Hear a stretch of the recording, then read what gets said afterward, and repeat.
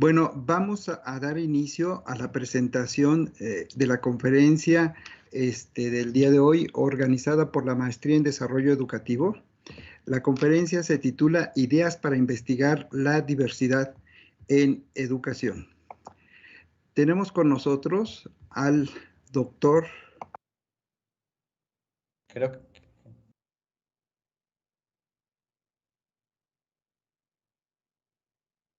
no te escucho. Sí, tenía cerrado el micrófono, perdón. Vamos a dar inicio a la conferencia, a la 9ª conferencia de esta generación, a cargo de la Maestría en Desarrollo Educativo. La conferencia se titula Ideas para investigar la diversidad en educación. En esta ocasión nosotros contamos con Jorge García Villanueva. Jorge García Villanueva es psicólogo, consultor y psicoterapeuta, doctor en psicología por la Universidad Nacional Autónoma de México. Es profesor de psicología, género y metodología de la investigación en la Universidad Pedagógica Nacional. Jorge, ya podrías ir colocando la presentación si quieres, donde coordinó el posgrado de género en educación. Ha dirigido casi una centena de tesis en licenciatura y posgrado. Es miembro del Sistema Nacional de Investigadores del CONACYT. En 2001 recibió la medalla Gavino Barreda al mérito universitario por la UNAM. Es integrante de la Academia Mexicana de Ciencias, de la American Psychological Association, del Consejo Mexicano de Investigación Educativa, de la Sociedad Mexicana de Psicología, del Colegio Mexicano de Profesionistas de la Psicología y de la Academia Mexicana de Estudios de Género de los Hombres. En 2012 y 2017 recibió mención especial del Premio Nacional Silvia Macotela por la dirección de la mejor tesis de licenciatura en Psicología Educativa. Asimismo, es perito psicólogo autorizado ante el Poder Judicial de la Federación. Estudia tópicos relativos a juventud, identidad, masculinidad, género en educación, violencia y formación profesional. Es ponente, instructor, conferencista, docente, asesor y evaluador en diversas instituciones y revistas nacionales e internacionales, incluyendo programas de televisión. Ha sido profesor invitado en varios institutos en el ámbito de la salud, administración y educación. Jorge, tienes, esperemos que sean más o menos una hora máximo, y después de preguntas para terminar, doctor, al final de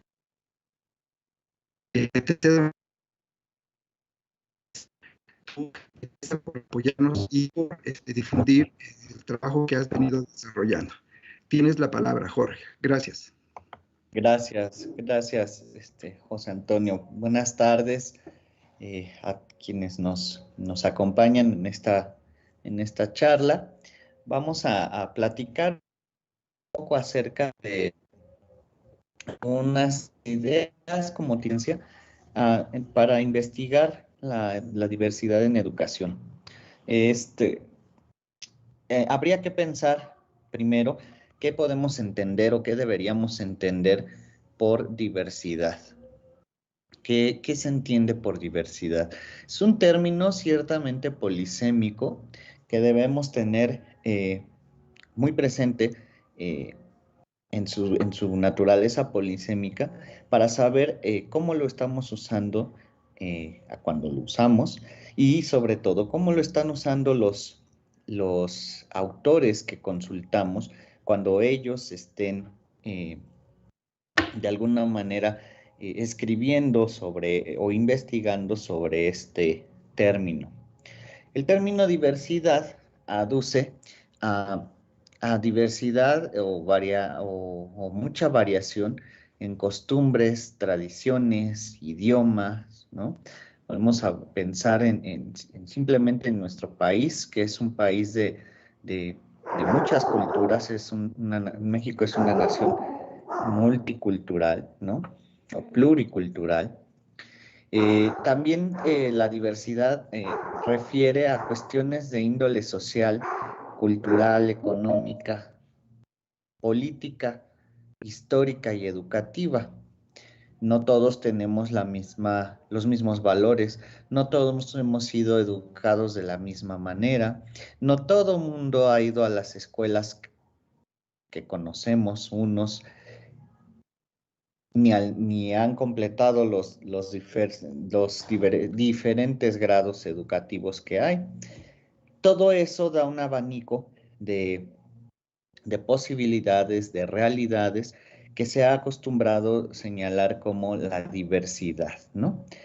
Es también a veces para algunos la diversidad una especie de panacea, ¿no? Para resolver diferentes problemas que aquejan a la sociedad, usando la palabra o el término diversidad como, bueno, pues es lo que no entendemos, es lo que no sabemos dónde poner, entonces échalo al cajón de la diversidad, ¿no? Y ahí en diversidad, pues bajo esa perspectiva, se producen muchos estudios, discursos, trabajos que la utilizan para, como yo le diría, como un término camión, ¿no? Echamos ahí, carga con muchas cosas y no necesariamente se llega a tener bien articulado y bien definido qué es lo que se entiende por diversidad cuando se utiliza de esa manera. ¿Con qué lo vamos a relacionar? Si buscamos en diferentes fuentes que trabajan como palabra clave o central la diversidad, vamos a ver que refieren mucho a problemas educativos. ¿Como cuáles? Como los problemas que presentan ciertas comunidades para acceder a los recursos necesarios para tener una escuela operando, cosa que en el contexto rural es muy común y en el contexto urbano no tanto, ¿no? Eso sería un problema educativo en diversidad, pero no solamente. Podemos hablar también de los usos y costumbres de una comunidad que interfieren de alguna manera con lo que se tiene previsto desde un plan de estudios hecho en la ciudad, en el escritorio, por alguien que desconoce los usos y costumbres de esa comunidad, ¿no? En fin, muchos otros podrían ser los problemas educativos relacionados con la diversidad. Tenemos también los, déjenme ver, tenemos también los movimientos sociales. Los movimientos sociales son parte de los temas que se estudian en la diversidad.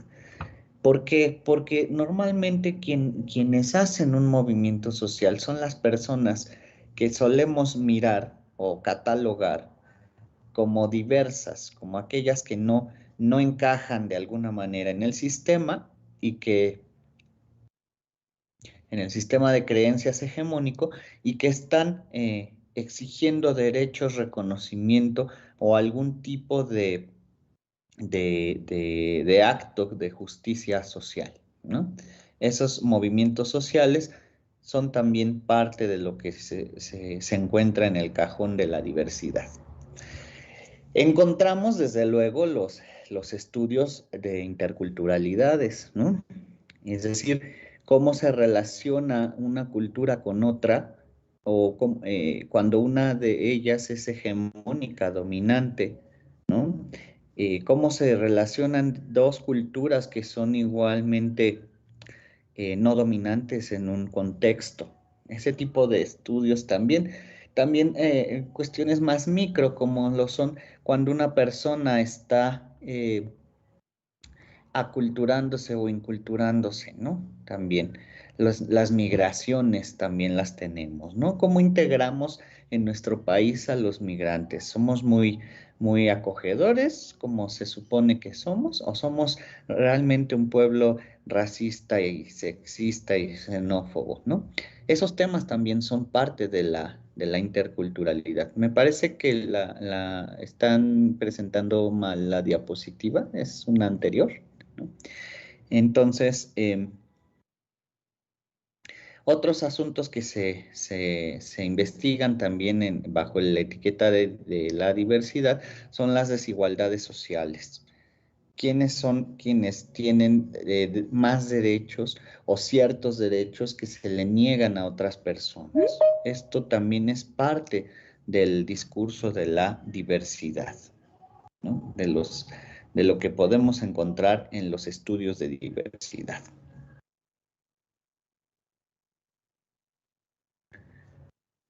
Bien.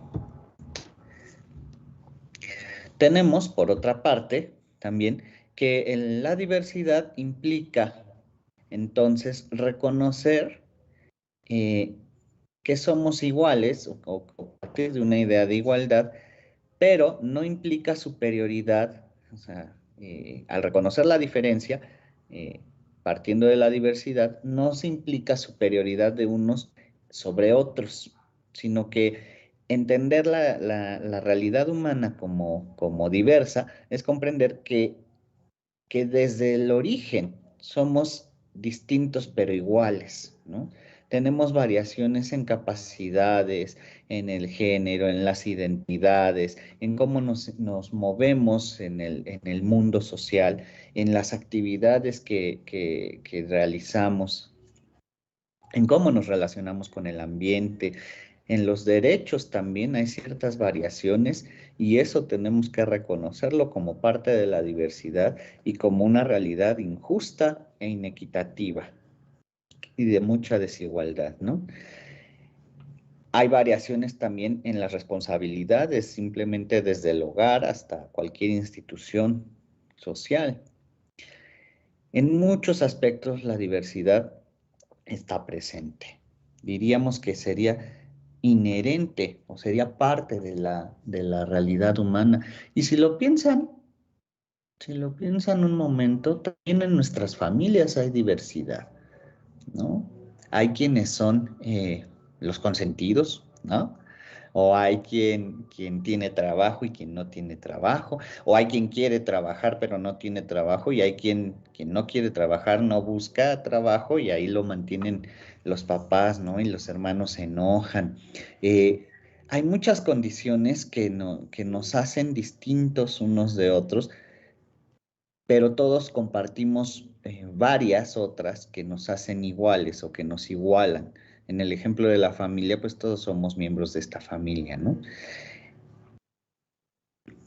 La diversidad también se ha usado como un discurso para justificar la discriminación y la categorización de las personas. Entendida esta categorización como un espacio para decidir quién tiene derecho a qué y quién no tiene derecho a algo. Más adelante vamos a ver eso. Una categorización que no termina de hacer otra cosa más que estereotipar aún más a las personas. Tenemos, así las cosas, tenemos que hay diferentes tipos de diversidad. Podemos señalar la diversidad cultural. Pensemos en la pluralidad de identidades y de expresiones culturales. ¿Cómo nos sentimos cuando vamos a otro país, a un pueblo, a una institución distinta de donde trabajamos, ¿no? Hay cultura organizacional en una institución, como hay cultura distinta en las comunidades a donde podemos estar. Bueno, hasta en una casa hay costumbres y hay prácticas que no conocemos o que no reconocemos como propias. Y en ese momento, cuando se señala algo como distinto, es que lo vemos como diverso, ¿no? Lo echamos en el cajón de la diversidad. Fíjate que fui a la casa de Juanita y allí no rezan antes de comer, no hacen la bendición de los alimentos. ¡Ay, qué barbaridad, qué distinto! Y en ese momento, para esa persona que hace el comentario, la casa de Juanita es diversa, porque sus prácticas no son semejantes a las de ella, a las de la persona que hizo el comentario. La diversidad tiene un problema conceptual que vamos a ir desvelando, que seguramente ya se han dado cuenta de que yo lo estoy desvelando, que implica que se señala desde la hegemonía, desde la dominación que ejerce un grupo mayoritario, se señala quiénes son los diversos y quiénes son, por tanto, los que no son como yo. Cuando ese yo es un yo simbólico que está en el poder y que es el que da esas etiquetas y esa posibilidad de existencia diversa a todas aquellas personas que no comparten sus prácticas, sus significados, su cultura, ¿no? O algunos elementos de ella. Ahorita lo vamos a señalar más. La diversidad étnica también es una realidad mundial, ¿no? Implica tener memoria histórica, ¿no? Que en esta últimamente ha habido bastante trabajo gubernamental sobre este asunto, pero piensen, por ejemplo, en la memoria histórica que podemos tener quienes no pertenecemos a un grupo en particular. ¿Cuál es nuestra memoria histórica? ¿Y cuál sería la memoria histórica de alguien que pertenece a un grupo que ha sido despojado, maltratado, violentado durante siglos en este país, ¿no? Esto tiene que ver, por ejemplo, con el pueblo yucateco, con los mayas, ¿no? Recuerdan que hubo un evento hace no mucho tiempo donde el presidente, a nombre del gobierno mexicano, presenta disculpas por los agravios cometidos, y como hay muchos otros pueblos que tienen en su memoria histórica registros de actos donde se les ha desconocido como miembros de esta nación, como miembros de este país, y que no se les ha tratado de una manera igualitaria con respecto al resto de la ciudadanía. Hay también mucha diversidad en tanto que genera racismo, discriminación y opresión por parte de unos que se cuelgan en el discurso de la mayoría sobre otros que están inscritos en el discurso de la minoría, ¿no? Piensen, por ejemplo, las personas que están ahorita tratando de atravesar el país, algunas tratando de quedarse en nuestro hermoso país y que las tratamos de manera racista, de manera opresiva y discriminatoria, ¿no? Personas que han tenido que salir de su país, dejar sus casas, dejar a muchas veces a buena parte de su familia para buscar en este país o en otro una mejor condición de vida. Y en ese tránsito nos encargamos de hacerles más difícil la vida y de maltratarlos en vez de recibirlos bien. Esas prácticas xenófobas, discriminatorias, racistas y opresivas son parte de lo que se vive cuando uno está dentro de alguna de estas etiquetas que utilizamos para señalar lo diverso, lo extraño, lo que no conocemos, lo que no entendemos, lo que no se parece a mí, o que yo quiero percibir como distinto de mí. Hay diversidad lingüística también, de esa conocemos bastante. Simplemente piensen en la coexistencia que tenemos de lenguas en nuestro país.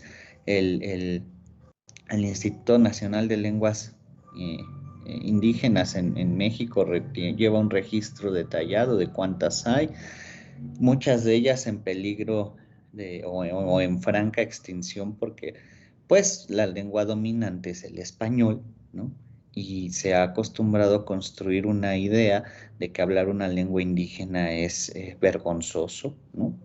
Y mucha gente ya no las habla. Bueno, es más, hay gente que está pasando con el español, sobre todo en zonas turísticas, como le pasó con su lengua materna, que en vez de hablar el español aprenden a hablar inglés para vender y comerciar en las zonas turísticas que les quedan cercanas y regresan a su comunidad donde hablan la lengua de origen y el español lo dejan de lado. Ese tipo de fenómenos ocurren en nuestro país y son parte de la diversidad lingüística de la que tenemos.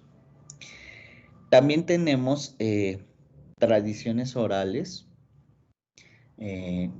muchas de ellas desconocidas para quienes vivimos en las grandes ciudades, pero no por eso son menos importantes. Y hay tradiciones orales donde lo que se enseña a través de la oralidad son la historia del pueblo, la historia de la comunidad o de la familia a la que se pertenece.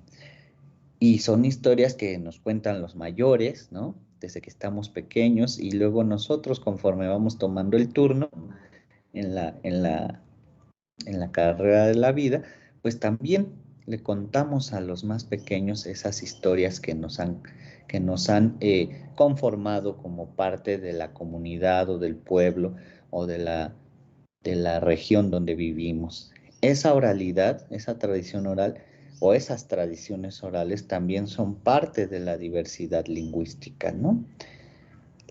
No se diga el asunto de la lengua oficial y los idiomas o lenguas originarios, ¿no? Indígenas, ya lo mencionamos, ¿no?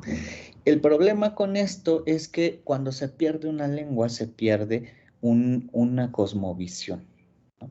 Perdemos mucho cuando perdemos una lengua, y la importancia de mantenerla viva, o al menos de tener sus registros lo más detallado posible, es que podemos aprender de cómo otras personas, cómo personas que hablaban esa lengua como lengua materna, veían el mundo, concebían las identidades, la manera de resolver problemas. Es una ventana a un universo que no podemos mirar si no tenemos esa lengua.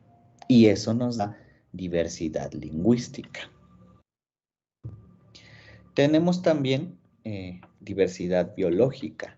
¿Cómo es esto? Pues es la biodiversidad, este discurso que nos llegó cuando estábamos muchos en primaria, ¿verdad? Y la reserva de la biosfera por arriba y por abajo. Bueno, ¿qué es la biodiversidad? Bueno, pues es reconocer que hay una organización biológica de múltiples características que distinguen unas especies de otras. Siendo todos seres vivos, somos distintos entre nosotros, ¿no? Por eso hay especies. Y dentro de las especies, en algunos casos, puede haber razas, ¿no? Bueno, hasta en los virus hay algunas cepas. Bueno, pues todo eso es la biodiversidad. Diferentes organismos que integran parte de la biosfera, de lo que conocemos como seres vivos y de lo que es la riqueza biológica de este planeta. México es uno de los países más ricos en biodiversidad por la cantidad de especies endémicas que tiene, ¿no? Por la cantidad de seres vivos que solo existen o solo habitan en nuestro país, ¿no? Hay una variedad también dentro del discurso de la diversidad biológica, una variedad de ecosistemas. Nosotros, por la posición geográfica, tenemos desierto, tenemos selva, tenemos diferentes tipos de bosque, tenemos manglares, tenemos un montón de ecosistemas donde podemos observar también variaciones, ¿no?, de organismos y muchos de ellos que no vamos a encontrar en otro lado. Todo eso es parte de la diversidad biológica. También parte de la diversidad biológica son las diversidades genéticas, ¿no? Las variaciones genéticas que nos hacen distintos entre nuestra propia especie o a organismos. Por ejemplo, alguien puede decir, ay, todas las cucarachas son cafés. Pues no, también hay cucarachas albinas y hay de diferentes colores y hay unas que son rayadas y otras. Bueno, en cualquier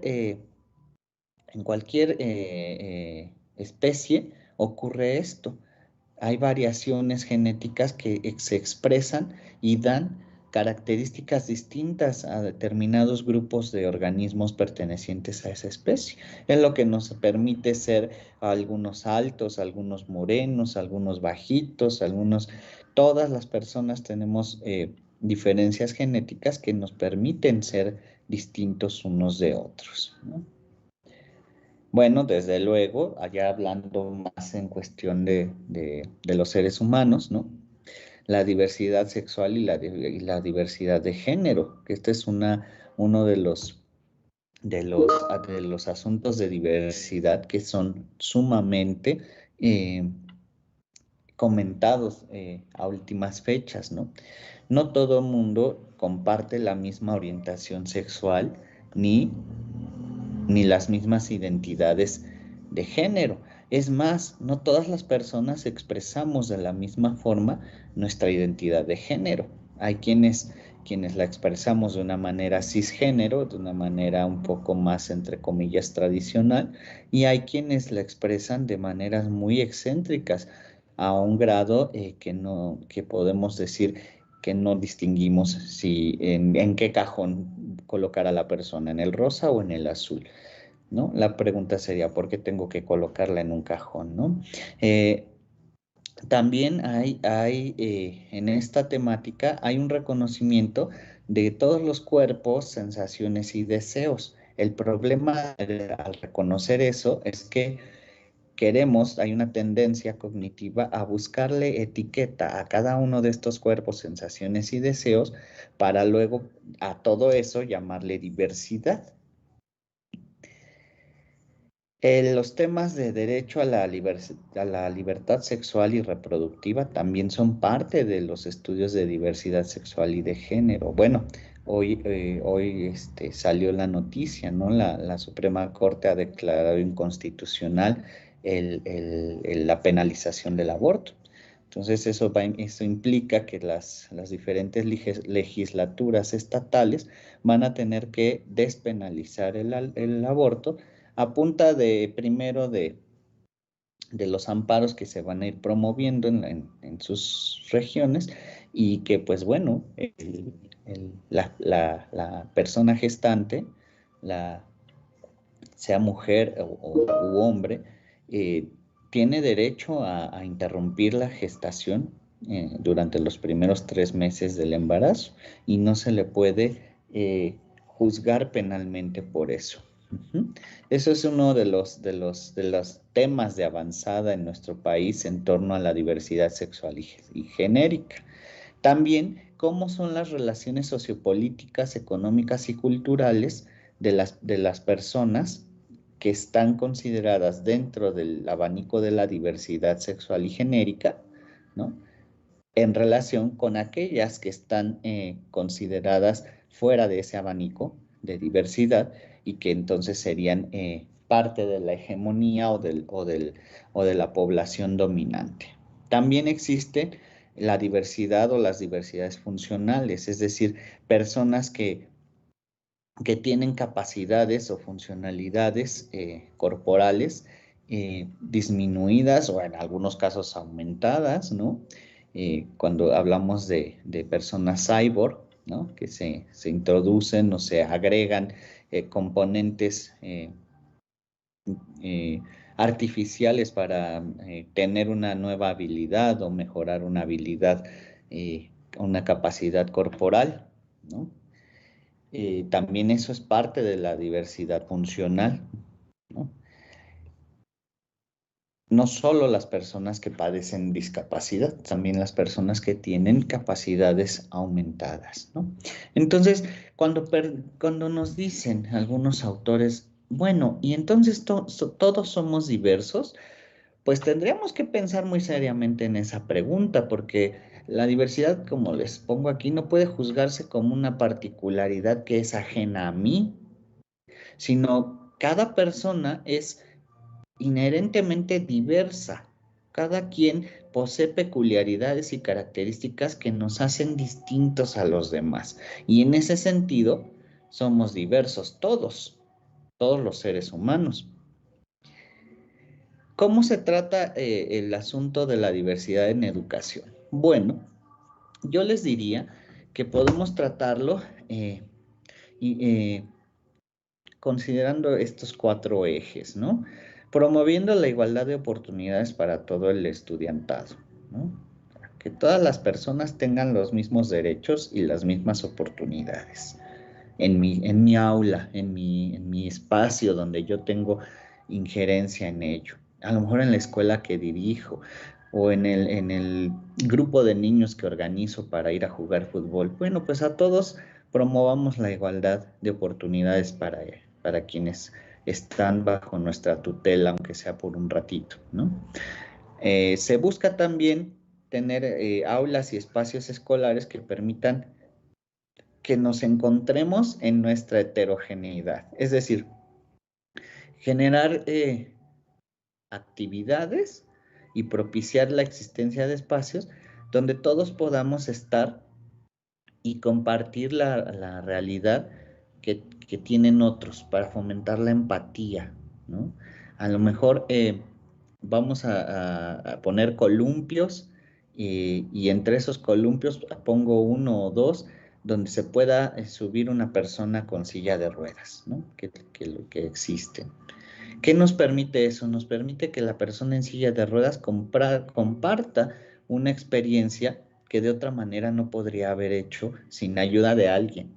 Y recuerden que la autonomía es parte de lo que debemos garantizar en el sistema social. Entonces, ¿cómo garantizo la autonomía de alguien que está disminuido en sus capacidades, que está discapacitado, para jugar al fútbol? Ah, pues habrá que pensar porque eso me toca a mí como educador, como educadora. ¿Cómo puedo hacerlo? ¿Cómo puedo fomentar también tanto el respeto a la diferencia, que todos somos diferentes en ese sentido, y en ese sentido todos somos iguales porque todos somos diferentes?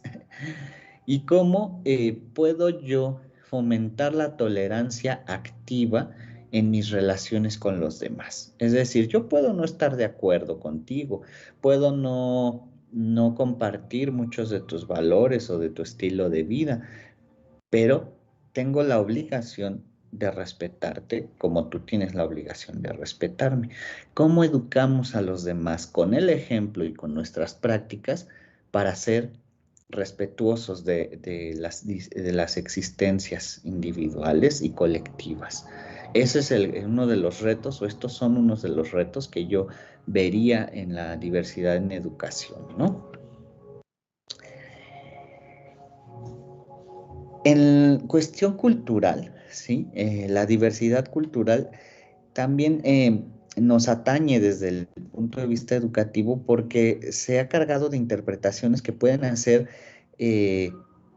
referencia a las famosas minorías, ¿no? Ya sean lingüísticas o sociales porque son inmigrantes. Aquí el asunto es que entendamos que la minoría es un discurso. Todos podemos ser minoría en un momento dado, ¿no? ¿Quiénes son mayoría en este mundo? Pues si nos vamos al número, estaríamos hablando de los chinos y los indios, ¿no? Son la población mayoritaria en el planeta y por mucho. Pero resulta que la mayoría no se mide por cantidad, se mide por membresía a una serie de características que se consideran dominantes en relación de unos seres humanos con otros. Entonces, ahorita yo le hablo feo a esa persona que yo catalogo como inmigrante y que la veo distinta a mí y la maltrato, pero porque yo me siento amparado del discurso de la mayoría en el que yo me encuentro ahora. Pero si yo me voy de mojado a Estados Unidos, voy a vivir lo que esa persona vivió conmigo. ¿Se dan cuenta? Entonces, es un discurso y depende mucho del dónde nos encontremos, dónde estemos colocados con respecto a otras personas.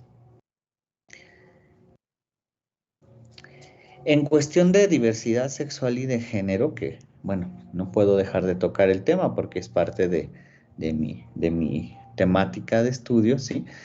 Tenemos que considerar en educación posibilidades, ¿no? Todas las posibilidades que las personas tenemos para asumir, para expresar y vivir nuestra sexualidad y asumir expresiones, orientaciones e identidades sexuales. Y consideramos un continuo, pues va a haber situaciones en las que si alguien está en el morado o en el lila y la pregunta sería, ¿por qué tengo que pensar si alguien o a las personas, ¿por qué tengo que pensarlas como categorizadas en una etiqueta o en un color? ¿Por qué no simplemente pienso en las personas como personas, igual que yo, y que la única etiqueta que use con ellas sea su nombre? ¿Por qué tengo que insistir en darle a las personas una etiqueta por su orientación y su identidad sexogenérica, ¿no? ¿O por qué tengo que insistir en etiquetarme yo frente a los demás? La educación tendría que ir entonces enfocada a cuestionar profundamente y seriamente este asunto de la etiquetación de las personas, ¿no? Yo diría que en vez de hablar de la diversidad, transitemos a un discurso de la pluralidad. ¿Por qué no de la diversidad? Porque la diversidad implica que alguien se desvía, que alguien es diverso de un curso dominante, natural, entre comillas, deseable, ¿no? Y que como no está en esa vía, es diversa, diverge de ese discurso. A mí me parece que el discurso de la diversidad no hace más que seguir legitimando la hegemonía de unos seres humanos sobre otros. Y eso es con lo que tenemos que romper, dejar de pensarnos diversos. Si yo me pienso diverso por mi orientación sexual, entonces estoy tácitamente reconociendo que hay un discurso o que hay una identidad no diversa y que esa sería de alguna manera más positiva que la que yo tengo, ¿no?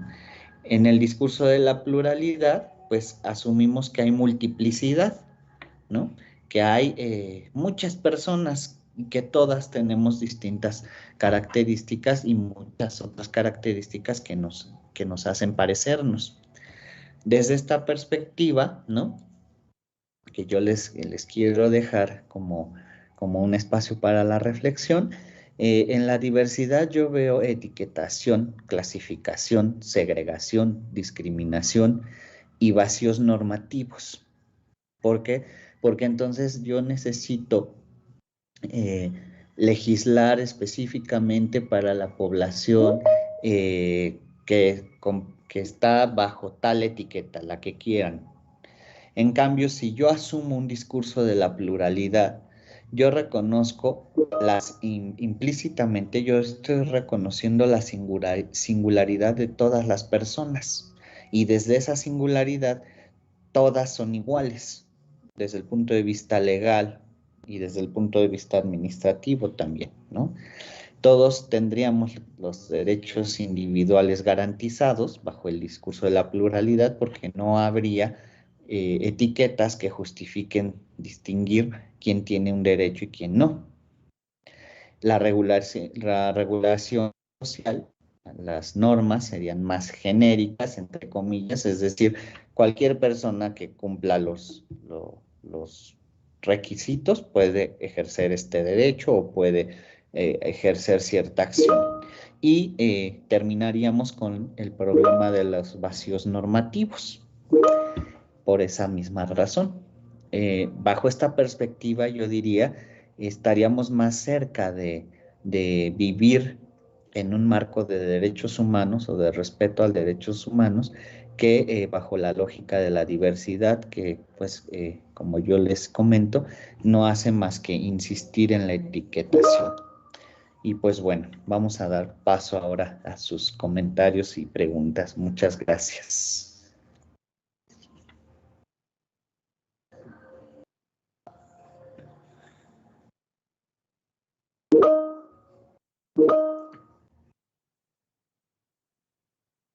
No sé si esté Sí. Muchas gracias, Jorge. Agradecemos esta introducción. Como dijiste muy bien en el título, son ideas para investigar la diversidad en educación, ¿no? Tenemos déjame buscarla porque es un poco a estar a manos varias manos en estos momentos. Pedro Ortiz Oropesa plantea la pregunta: si todos somos diversos, ¿qué sentido tiene hablar de educación para la diversidad? Sí, es justo lo que yo, a lo que yo llegaba al final, ¿no? O sea, y la cuestión no sería no educar para la diversidad, sino educar en la pluralidad. O sea, educar partiendo de que todas las personas somos iguales en la condición de personas, distintas en muchas otras cuestiones. Entonces, si tenemos esa educación. Les pido por favor que a todos los que están...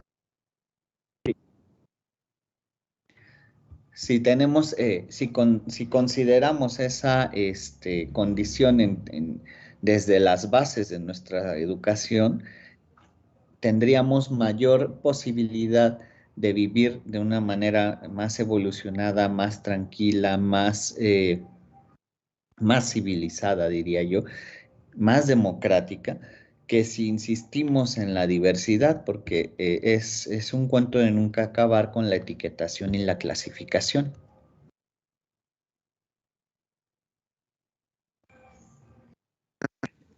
Por lo que estás señalando, y es una cosa que yo quería preguntarte, diversidad está, desde mi punto de vista, también muy relacionado con el asunto de la etiquetación, ¿no? O sea, Sí, diversidad implica poner siempre etiquetas porque alguien es diverso en relación a otro, ¿no?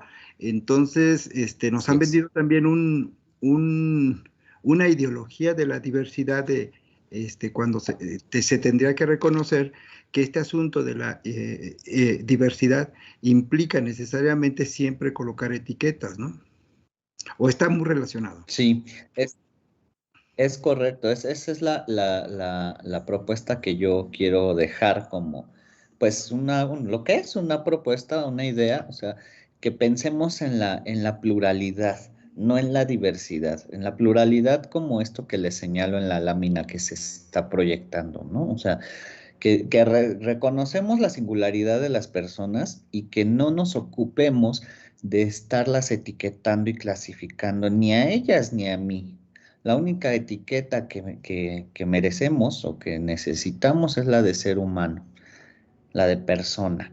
Las demás etiquetas no son necesarias para convivir en sociedad. Lo que hacemos al etiquetar es un proceso de categorización y cognitivamente vamos señalando quién es distinto de mí y empezamos a construir ese discurso que reconoce y desconoce derechos y oportunidades a las personas. Entonces, por otro lado, nunca terminaríamos de etiquetar a la gente. Si ustedes recuerdan, bueno, quienes somos más mayores, el discurso LGBT empezó con LGBT y ahorita ya lleva LGBTQIA, etcétera, ¿no? Y le podemos seguir añadiendo letras, porque si se trata de clasificar y de etiquetar, pretextos van a sobrar para estarnos señalando como distintos unos de otros. Y hay otra cosa que me llama la atención para dar paso también a las preguntas ahorita, que no tocaste específicamente un tema que está muy relacionado o tiene años que se trabaja, que es también el asunto de la diversidad del aprendizaje, ¿no? Un aspecto que se reconoce, ahora, no sé por qué, ¿en dónde lo colocarías dentro de lo que tú planteaste? En algunos casos puede entrar como en el de discapacidad, en el de diversidad de capacidades, ¿no? Pero también puede ser diversidad de estilos de aprendizaje, ¿no? Entonces, en diversidades psicológicas también, ¿no? Ok. Entonces, bueno, va a depender también del enfoque con el que se quiera trabajar en el asunto de los estilos de aprendizaje. Ok, voy a pasar algunas preguntas que ya tengo aquí organizadas. No sé si quieras, bueno, te las voy a leer y te voy a leer una por una porque creo que son diversas ahorita. y cuando sean varias, Ok. las pongo en paquete. Ahorita te preguntan, el concepto de pluralidad es un gran acierto. Lynn Magret Emilson pregunta esto. Me interesa mucho desarrollarlo para lenguas. ¿Tendrías algunas opiniones sobre los enfoques de investigación que podríamos utilizar? Sí, sería bueno para lenguas y para en general cualquier tema en pluralidad. Me parece, por lo que yo he podido revisar, que es más adecuado estudiarlo a partir de la investigación acción participativa. Esto corresponde más a un enfoque sociocrítico del quehacer investigativo, más que el interpretativo, más que el, el- el experimental o positivista, corresponde más a una perspectiva sociocrítica de la condición humana. Entonces, la manera de generar conocimiento desde en la pluralidad es desde la pluralidad, trabajándola dentro. Entonces, por excelencia, el método investigativo pues sería la investigación-acción. No solamente, pero es una invitación o es la apuesta más ambiciosa de esta propuesta. Ok, por otro lado, hacen una pregunta sobre, espérame tantito, sobre Lourdes Huitrón te pregunta, ¿cómo abordar la diversidad en los medios digitales? No sé si eso lo tocaste tú. Ah, pues es un buen tema, cierto. Fíjate que yo empezaría por el acceso, que mucha gente da por sentado que el acceso ya se resolvió, cuando yo sigo viendo diferencias en el acceso a los medios digitales eh, entre personas que incluso están en nuestra misma comunidad, en nuestro vecindario. El acceso es un punto. Como Voy a poner un ejemplo. No todo mundo actualmente está llevando sus clases a través de una computadora. Hay estudiantes que están llevando sus clases desde el celular y haciendo las tareas en el celular por las condiciones económicas y que a su acceso y al uso de las tecnologías en educación.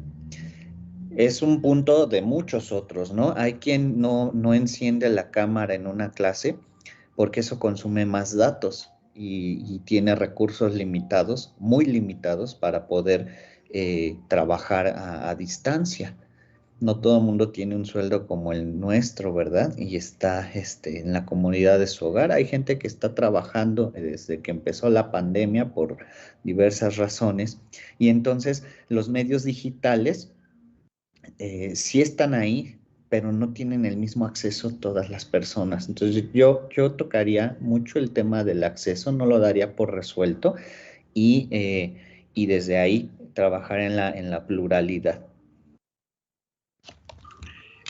Por otro lado, preguntan aquí, yo creo que hay dos preguntas muy semejantes de Mateo Joaquín Fernando del Río Mateo. ¿Podría recomendarnos referentes específicos sobre el término pluralidad en educación? Y Mariana Silva te pregunta también algo relacionado. ¿Qué autores sugiere para seguir trabajando el concepto de pluralidad? Ok. En realidad habría que primero empezar por deconstruir el discurso de la diversidad. Yo les diría, den unos pasos atrás antes de entrar a pluralidad.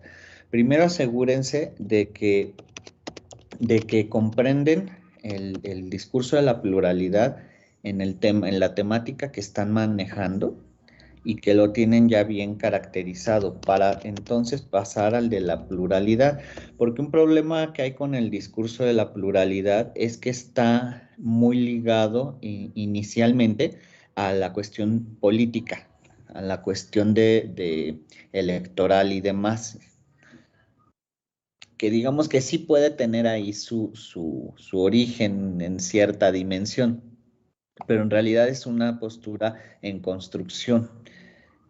les convendría revisar algunos trabajos de Adorno y de Horkheimer para empezar a iniciarse en la perspectiva crítica o sociocrítica y entonces construir en la pluralidad. Un asunto que tendría el discurso de la pluralidad es que no es hegemónico como el discurso de la diversidad. O sea, no se pretende construir una escuela de pluralistas y decir no, porque eso sería contrario al discurso mismo de la pluralidad. Entonces, digamos que con respecto a la diversidad, cuando estás trabajando desde la pluralidad, eres divergente. Eres una etiqueta más para el discurso de la pluralidad. Entonces yo diría, primero empiecen por esos dos elementos y después acceden a trabajar en la pluralidad. Pero también un referente podría ser Hannah Arendt, que es uno de los conceptos básicos, ¿no?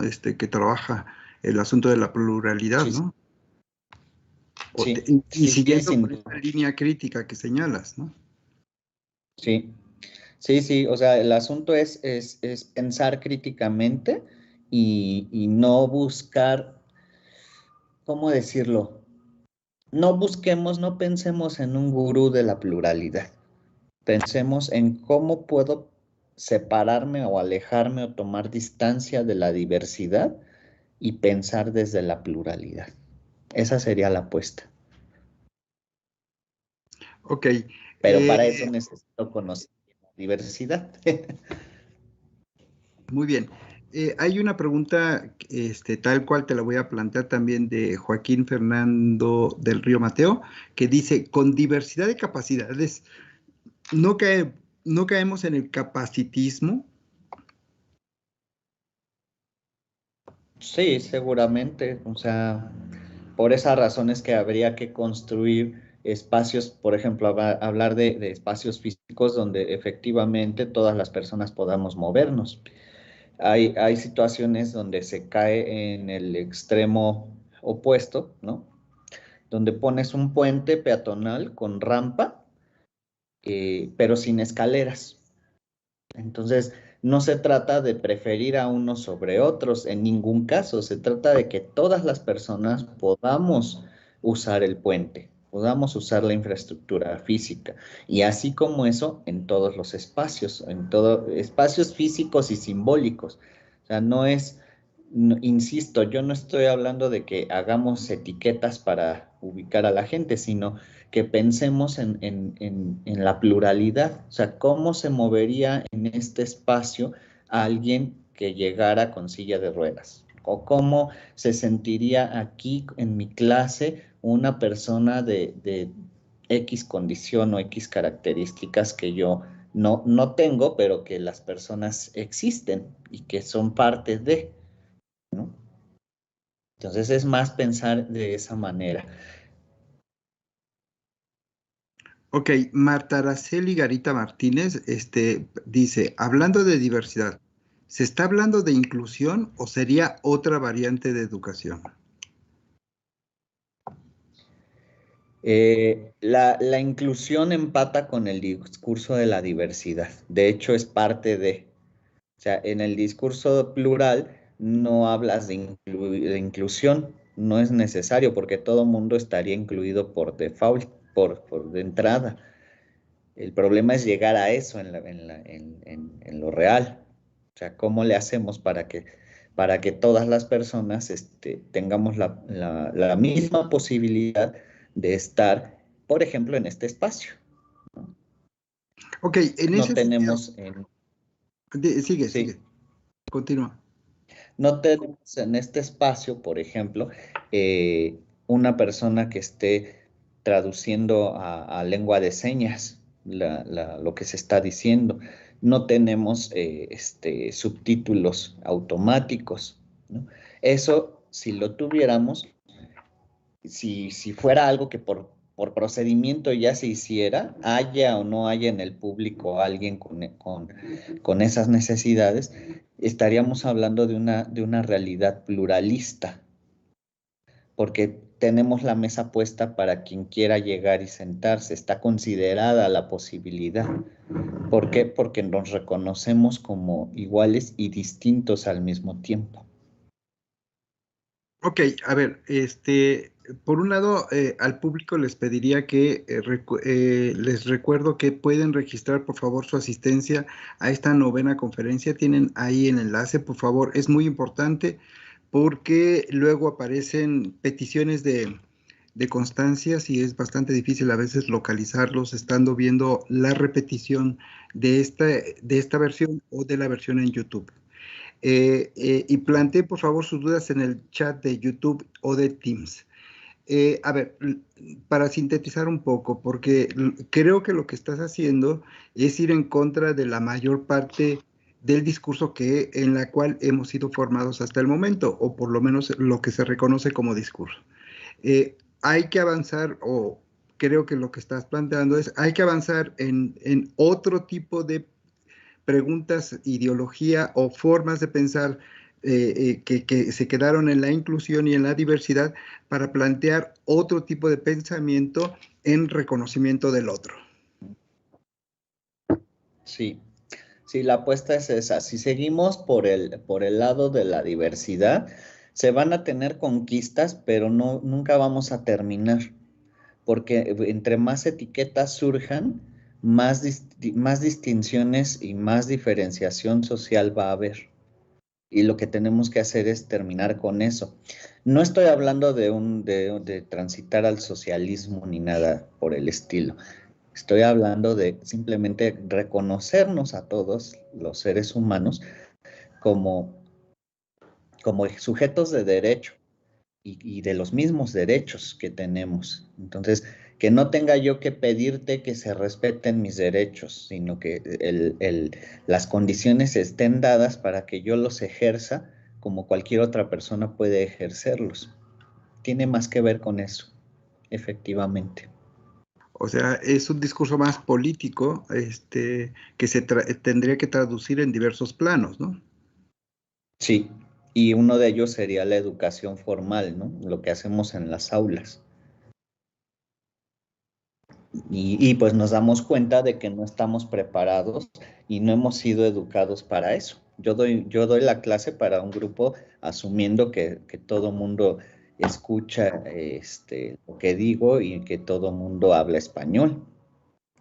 No vivimos en una condición en la que yo asuma que puede haber quien no escuche y que puede haber quien no hable español. Asumimos lo contrario. Y Ok. ese es el problema. Y ahí es donde es donde surgen las etiquetas. Ok, mientras aparecen, no visualizo más preguntas por este medio. ¿Y qué opinas tú en este contexto, en el marco que estás colocando el asunto de la polémica de la diversidad y sus límites, de lo que regularmente se habla como expresión, como una expresión común, los diálogos interculturales? O sea, ¿es posible esta metáfora? ¿Es posible en su realización práctica o es una metáfora que oculta procesos también de dominación de una cultura sobre otra? Yo no soy experto en el tema, pero me atrevería a lo que he leído y escuchado de quienes sí son expertos, me atrevería a decir que sí. Sí hay un problema de dominación de unas sobre otras, ¿no? Dependiendo de la región, ¿no? Evidentemente, y del momento histórico. Y eso genera otra vez que la rueda de la diversidad siga funcionando. Es un mecanismo circular. Entonces, domino yo ahorita, bueno, te reconozco a ti, te pongo tu etiqueta y te doy tus derechos, ¿no? Es como una especie de, de negociación con el poder, pero con un poder hegemónico, con una dominación más que con un poder, ¿no? Ok, estoy viendo el asunto de si hay alguna pregunta más por parte del público, si hay alguna a favor de enviarla. Estoy tratando de buscar si las personas que nos están ayudando en YouTube o en otros medios están planteando preguntas, pero parece que no hay más. No tengo por el momento más. Te agradecen. Tenemos aquí eh, escuchas que te están agradeciendo tu participación, que se les hizo muy interesante y que Gracias. gracias por el tema, una novedad en el tratamiento. Bueno, no sé si quieres dar algún cierre, Jorge, sobre el tema que has tratado el día de hoy con nosotros. Y yo diría, atrévanse a salirse de la diversidad, del discurso de la diversidad y pensarlo desde otro lugar. Eh, Desde un lugar donde te reconozcas parte de la especie humana y parte de la biodiversidad de este planeta en el que vivimos, ¿no? Pensarnos desde ahí en nuestra pequeñez y en nuestra insignificancia nos puede ayudar a dejar de insistir en las etiquetas que tanto daño hacen. Ok, sí aparece, tenemos alguna pregunta más, déjame ver específicamente. Mariana Silva pregunta, ¿cuál sería la dominación hegemónica en este caso? Perdón, no escuché bien. ¿Cuál sería qué? La dominación hegemónica en este caso. Ah, ya. Bueno, rápidamente. El poder es una cuestión inherente a las relaciones humanas, ¿no? El poder se sirve del convencimiento, de mecanismos de convencimiento, de negociación. La dominación se sirve de mecanismos de violencia, de imposición. Entonces, lo hegemónico es de entrada violento, impone. Entonces, lo que se impone es el discurso de la diversidad, porque hay a la hora de poner etiquetas, yo estoy diciendo que tú eres distinto de mí. ¿Quién soy yo? El que está en el discurso de la hegemonía. La persona, hablando de identidades sexogenéricas, la persona cisgénero, por ejemplo.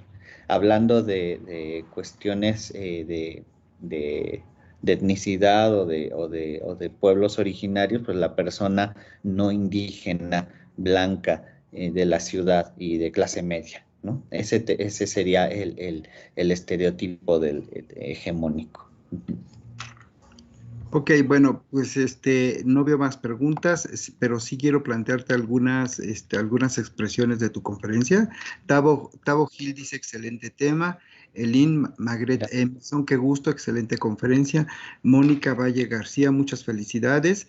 Y Lourdes Buitrón Gracias. también, un tema para reflexionar mucho. Bueno, yo me sumo a estos comentarios también. Te agradezco, Jorge, tu bonomía en esto y en otras cosas con las que hemos trabajado en este tiempo que nos conocemos poco, pero te has convertido en un personaje central para nosotros en el trabajo, te aprovechamos y te exprimimos en el trabajo, te agradezco mucho. Agradezco y espero que también sea el mismo agradecimiento que el público tendría por tu conferencia. Bueno, nos despedimos. Muchas gracias, Jorge. Hasta luego. A sus órdenes. Hasta luego. Recuerden todos, por favor, que estamos todavía en época de pandemia. Por favor, usen cubrebocas, protéjanse y cuídense a ustedes y cuiden a los otros.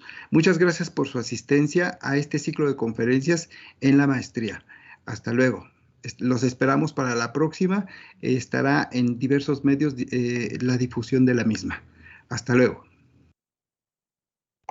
Educar para transformar.